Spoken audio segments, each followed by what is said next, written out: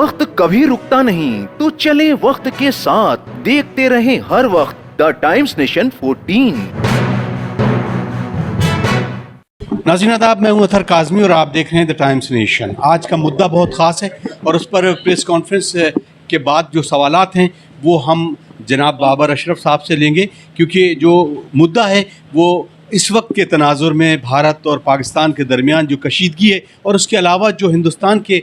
मुख्तलिफ़ शहरों में जो चीज़ें निकल कर आ रही हैं उस पर एक अहम कॉन्फ्रेंस थी। और उसके बाद कुछ सवालात हैं जो हम जनाब बाबर अशरफ साहब से करेंगे और उस सवालों के जवाब क्या होंगे आप समाअत फरमाएं। बाबर भाई, बहुत बहुत खैर मकदम है हमारे चैनल पर। पहला सवाल जो है कि इस वक्त जो सूरत हाल है, इन सूरत हाल को आप किस नज़रिए से देखते हैं और इसका हल क्या है? देखिए, आज की ये जो प्रेस कॉन्फ्रेंस और तमाम मशाइखीन को मदऊ किया गया है, उसका मतलब ये है, उसका जो मकसद है वो ये है कि पाकिस्तान ख़ास करके 1977 के बाद से, जब से जनरल ज़िया-उल हक़ ताकत में आए, इक़्तिदार में आए, तो उन्होंने बाज़ाब्ता तौर पे उस मुल्क को यूएस के एजेंडे को कैरी करने के लिए वहाँ पे एक्सट्रीमिज़म को प्रमोट किया और सऊदी और यूएस से फंड्स लेके एक तरीके से कहा जाए कि उन्होंने एक शिद्दत पसंद विचारधारा को अपने मुल्क के अंदर और आवाम को जो है, अवामुन्नास को जो है वो इन्वॉल्व किया कि वो एक प्रॉक्सी वॉर उनकी हर जगह पे लड़ सके। और उसमें हमने देखा कि किस तरीके से जो है वो कश्मीर एक तवील अरसे से जो है वहाँ के ऊपर यानी कि टेरर अटैक्स, मदाखलत, वहाँ के लोगों को इंडोक्ट्रिनेट करना, ख़ुदकश हमले और जो गैर इस्लामी हैं, यानी कि अगर एक तरीके से कहा जाए कि गुज़िश्ता एक तवील अरसे से हम ये देख रहे हैं कि इस्लाम की इमेज को पाकिस्तान ने इस तरीके से मलाइन किया है और बदनाम करने की कोशिश की है जो असल इस्लाम नहीं है। हमने देखा कि किस तरीके से पाकिस्तान के अंदर माइनॉरिटी शिया के ऊपर जो है वो बेहिसाब इस बुनियाद के ऊपर कि वो उनकी विचारधारा से संबंध नहीं रखते थे, तो उनको जीने के हुकूक छीने गए और उनको जो है बेगुनाह लोगों को कत्ल किया गया। और वही कोशिशें जो है कश्मीर के अंदर या दीगर और जगह पे हमने देखी, जिसकी पहलगांव में जो अभी इंसिडेंट हुआ उसकी हम सब लोग जो आज मौजूद हैं, इन सब ने कंसेंसस के साथ इसकी मजम्मत की है, इसकी निंदा की है। और जो वो तमाम लोग जो इस हादसे में हलाक हुए हैं उनके साथ जो है वो हम सब की जो है वो यानी कि हम सब उनके परिवार के साथ शरीक हैं और उनके इस गम में बराबर के हैं। हाँ, जो एक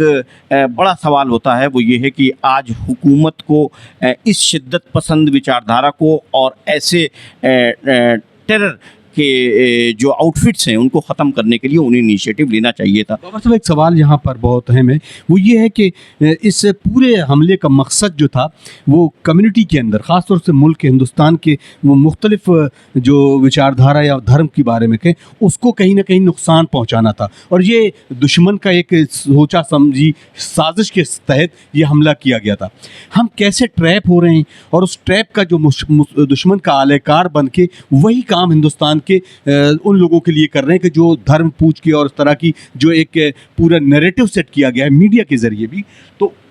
आज हम सवाल कर रहे हैं आपसे कि इस नैरेटिव को आप सरकार के ज़रिए कैसे रखेंगे कि आप वही काम कर रहे हैं कि जो दुश्मन चाहता है, तो इसको सॉर्ट आउट कैसे किया जाए और इसके बरक्स अपनी जो तहरीक है उसको आगे कैसे बढ़ाया जाए? देखिए, हमने आज अपनी प्रेस रिलीज़ में कहा कि हुसैनियत सब्र का पैगाम देती है और यजीदियत जो है वो इंसान से आदमी से शैतान बनाती है। और जो काम हमने देखा कि यहाँ पे मज़हब की बुनियाद के ऊपर जो काम इस मुल्क में तफरक़ा फैलाने के लिए उन टेररिस्ट ने पहलगांव में किया, वही काम अफसोस के साथ कहना पड़ेगा कि हिंदुस्तान में कुछ हिंदूवादी संगठनों ने भी शुरू किया जो मज़हब के बुनियाद के ऊपर किसी शख्स को, किसी दुकान को, किसी कमर्शियल एक्टिविटी को, यानी कि एक तरीके से पूरे हिंदुस्तान में लिंचिंग इस बुनियाद को की गई कि वो लोग जो है वो किसी धर्म विशेष से, यानी कि ख़ास करके मुसलमानों से उनकी वाबस्तगी थी। तो इसका मतलब ये है कि हिंदुस्तान के अंदर भी इस बात की ज़रूरत है कि एडमिनिस्ट्रेशन, पॉलिटिकल सर्किल और तमाम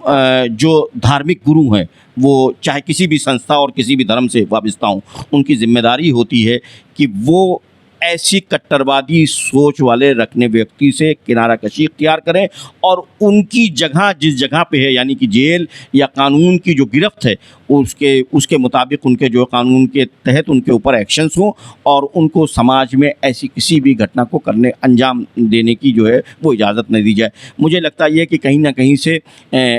सॉफ्ट कॉर्नर है जिसकी वजह से जो है वो ऐसी विचारधारा जो है वो हिंदुस्तान में बदअमनी फैलाने की और जो टेररिस्ट का मंसूबा था यहाँ पे डिवाइड करने का, मुझे लगता ये है कि अगर ऐसी हरकतें होती रहेंगी तो उनके मकसद में और उनके मंसूबों में जो है वो उन्हें कामयाबी हासिल होगी। उसको डिफीट देने का एक ही तरीक़ा है कि पूरा हिंदुस्तान जिस तरीके से आज पहलगांव के मुद्दे पे एक है, without caste creed religion boundaries, न साउथ न नॉर्थ, न हिंदू न मुसलमान, न सिख न ईसाई, सब का सब ये कहता है कि अगर किसी ने इस मुल्क में दहशत और वहशत फैलाने की कोशिश की है तो उसका ख़ात्मा हो। तो हम ये भी कहते हैं कि वो लोग जो हिंदुस्तान में रह के दहशत और वहशत फैलाने की कोशिश कर रहे हैं और क़ानून को अपने हाथ में लेने की कोशिश कर रहे हैं, उनके ख़िलाफ़ जो एजेंसीज़ हैं वो सक्रिय हों और उनके ख़िलाफ़ सख्त से सख्त कार्रवाई करें जिससे लोग अमन के साथ रह सकें। और हमारा संविधान पर भरोसा है कि संवैधानिक संस्थाएं अपना काम करेंगी और इन सब को जो है वो इन सब के ख़िलाफ़ ऐसे इक़दाम होंगे जिससे पूरा हिंदुस्तान अमन में रहेगा। पहले लेकिन आखिरी सवाल और बहुत मुख्तसर जवाब चाहेंगे, इस वक्त कितनी ज़रूरत है इत्तेहाद बैनुल मुस्लिमीन की, और ये इत्तेहाद किस कास्ट और किस रहनुमाई के साथ आगे बढ़ेगा? और दूसरा इस चीज़ के जुड़ा हुआ सवाल कि अपने इस इस्लाम में भी कुछ चीज़ें हैं कि जो अशराफ और पसमानदा के नाम पर इस वक्त डिवाइड किया जा रहा है, इसको आप बहुत मुख्तसर जवाब मैं चाहूँगा आपका। ऐसे नहीं, हम तो हुज़ूर अकरम सल्लल्लाहु ताला अलैहि वसल्लम की उसी आखिरी खुतबे के ऊपर अमल करते हैं, यानी कि न छोटा न बड़ा, न काला न गोला, न अदना न आला, न अरब न अजब, सब बराबर हैं। तो हमें तो वो उसी फ़लसफ़े पे चलना है कि एक ही सफ़ में खड़े हो गए महमूद व अयाज़, न कोई बंदा रहा न कोई बंदा नवाज। हाँ, जो इस्लाम की ताकत है वो जो हुज़ूर अकरम सल्लल्लाहु अलैहि वसल्लम की एक हदीस मुबारक है कि इस्लाम की बका जो है उसके इत्तिहाद में है, और इत्तिहाद तभी कायम रह सकता है जब उसका कोई अमीर हो, और अमीर की क़ुव्वत और ताकत या अमीर की अहमियत उसी वक्त बरकरार रहेगी, या तंजीम उसी वक्त ताकतवर रहेगी, या मुसलमानों में इत्तेहाद उसी वक्त बरकरार रहेगा जब उस अमीर की अताअत की जाएगी। तो मुझे लगता है कि जब तक इस फ़लसफ़े पे मुसलमान अमल नहीं करता, और उसमें जो सबसे पहली चीज़ है वो इस बात को हमें देखना पड़ेगा कि वो दस्तूर मोहम्मदी सल्लल्लाहु ताला अलैहि वसल्लम के मुताबिक ज़िंदगी गुजारता हो, किसी मुल्क के एजेंडे को कैरी न कर रहा हो। प्रॉब्लम ये है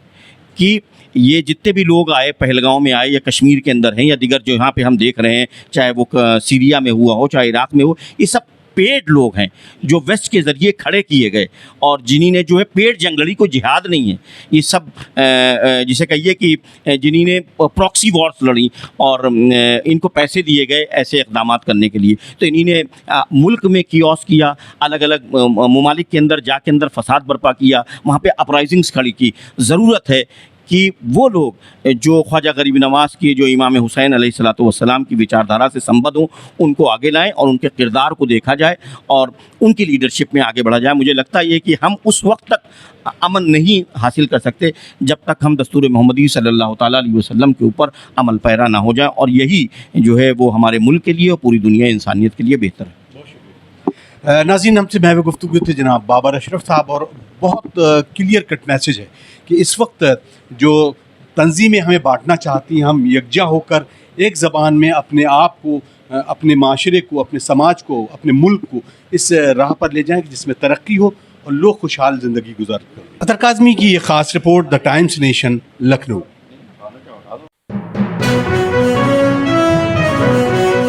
देखते रहें हर वक्त द टाइम्स नेशन 14।